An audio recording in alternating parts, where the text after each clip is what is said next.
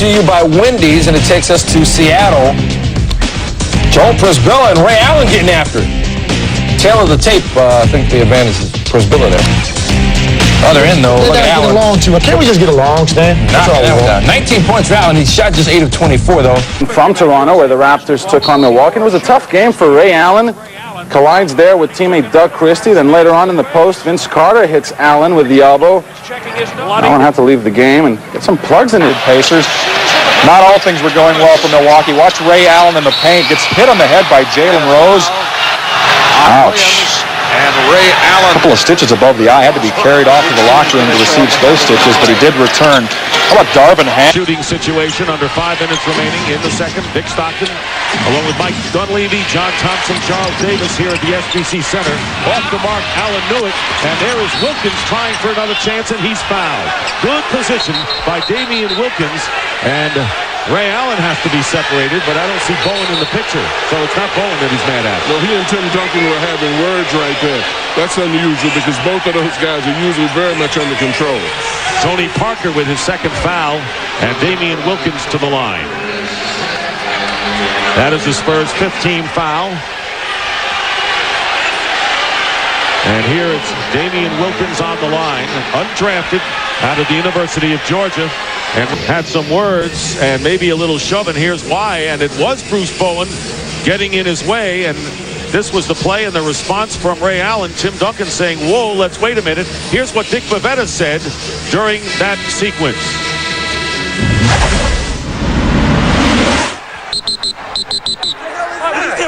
No, I didn't see that. But if you stay with me, we have no problem.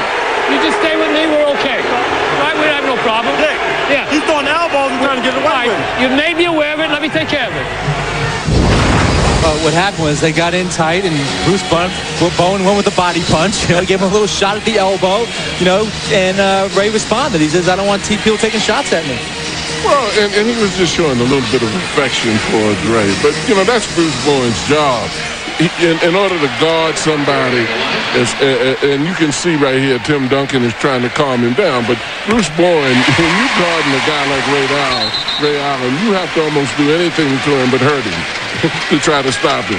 Well, he's trying to get his body punches in to wear him down for that late fourth quarter shots. But I tell you what, Ray Allen gives me the impression that that's not going to wear him down. Boy, you better watch out. You better build an ark and collect 2 animals.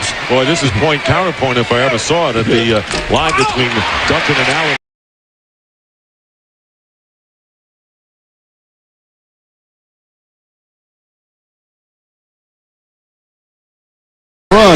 As Ray Allen now starting to find the range a bit. Just over 4 minutes gone by, second quarter. Sonics have cut the lead now to 7.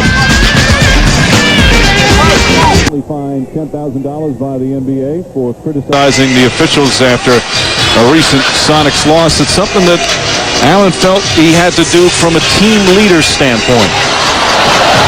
There's so many things that were happening that, you know, it was almost like, you know, we didn't have a chance. And I know a lot of guys, a lot of teams feel certain ways in this league, but, you know, that was a point where, you know, I got fouled out and we lost the game. We had an opportunity to win it. And, you know, I thought it was induced by referees. And, you know, I had to say something after the game just because, you know, we deserve to be treated fairly.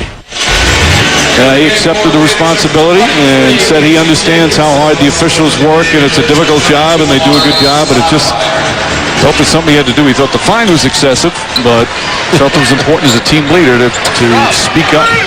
The problem there, and he's aware of it, is Johnson misfires, McDyess good offensive rebound, and Jacobson trying to find something, is that sometimes young players see a leader target officials like that, and it becomes a crutch as to why you lose.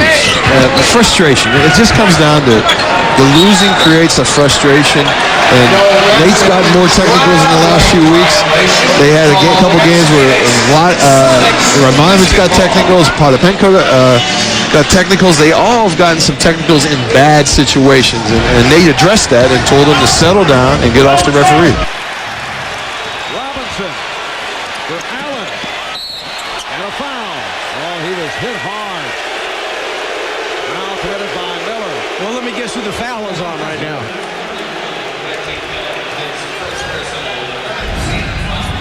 Reggie trying to run him down and get a piece of it from behind as Allen pulls up a little bit too much hip that time by Reggie. Reggie Miller Thursday night was hit with a technical and a medley of personal fouls within a short period of time. Reggie's explanation, he says he was trying to get some emotion out there, trying to get the crowd going. And Ken Mauer very energetically gets between the two. Yeah, and Travis Best has to keep his head. He doesn't need this right now. They're already down. Keon Dooling gets the most games, but Ray Allen takes the bigger hit in his wallet for this Rock'em Sock'em Wednesday. Allen 3 games without pay, more than $441,000 lost. Dooling 5 games without pay, $189,000 plus. His response, I deserve that. Bottom line, Dooling chased after Allen after the two had been ejected. It's Allen's first suspension in his tenure. Is it Damian? It's Allen's over there too. Yeah, Allen is over there. It was Allen that spilled into the stands.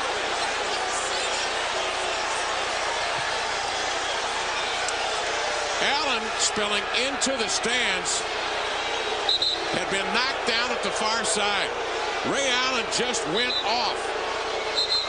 I mentioned he was knocked down at center court on a double team and there was no whistle. Then he got clipped by Augman in backcourt with a forearm, and then things got crazy along the sideline. Here it is.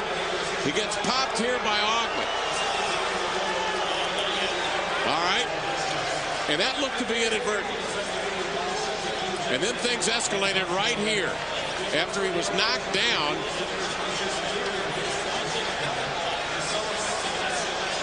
he spills into the stands. You can see Augman trying to pull Allen off of Dooling. Dooling had just gotten in the game. It was Dooling and Nelson that double teamed him in backcourt initially when he fell down and didn't get a call. Yeah, you never love to see that kind of stuff happen, Kevin, but these guys are so pumped up and so hyped up. I mean, we lose a great player for a guy who just came out. Now, we thought that Dooling was going to go to the dressing room when I was standing there, and he started to go the other way. And all of a sudden, he's down the hall toward the Sonics room. Yeah, and that's something you can't tolerate. You know, once the players are ejected, it should be over with. But, he ran down the hallway trying to...